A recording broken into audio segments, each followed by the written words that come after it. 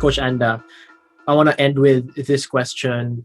What can you say to a person who wants to perform highly but is really struggling right now? Whether it's there's something just out of whack internally. Hmm. I understand the out of whack. So me as a coach, I have days when I'm out of whack. More now than I think before the pandemic. So I think we just need to take care of ourselves first and have the I'd like to call it vulnerability. You may hear the word often lately also. Being vulnerable also is not a bad thing because sometimes people think it is. So it's like being weak or you have so much emotions. But it's the truth. I mean, we are human beings. And if we're put in our environment puts us in a great stress level, we do feel those emotions. So I think it's like just acknowledging where you are at this point. So let's say today at this hour, how do I feel? So do I feel tired? Do I feel stressed? Do I feel challenged? And do I want to give up? Do all these feelings? Do I feel sad? So if you ask yourself and name the emotion, you can actually it'll help you get through it. Because a lot of times we Mm, avoid it, eh? And then if you avoid it, the more it festers, the more it stays in you. So, but if you name it, parang you have a hold on it when you name it, yes. right? So if I say, I Yes. feel this, I feel sad, I feel angry, I feel frustrated. So knowing what that is, the emotion, that's the first part. The second one is um asking yourself, why do I feel angry anyway? Why do I feel frustrated? So just sorting that out.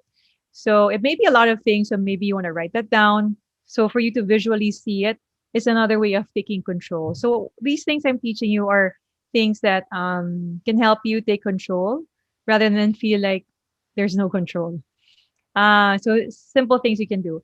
And then when you and then after that, after finding out where it's coming from, then ask yourself, so what do I need at this point? Do I need to just, maybe take a break? I'm working, but maybe I should take a 10-minute break. I shouldn't force it because sometimes people just go and go and go and go and not realizing what they're feeling inside. It's so difficult. I'm having such a hard time. It's like, no, I shouldn't be. I should be strong. So there are no should be's. There's more of where it's more of a question of where am I now? Ganda. Where am I now? And meet yourself where you are. Because I think a lot of people like want to run away from where they are because oh my gosh, I don't want to face it. But not realizing that when you face it head on, the more you have control of that fear, the more you have control of what you're running away from. If you're able to name it, so I think it's coming to terms with it.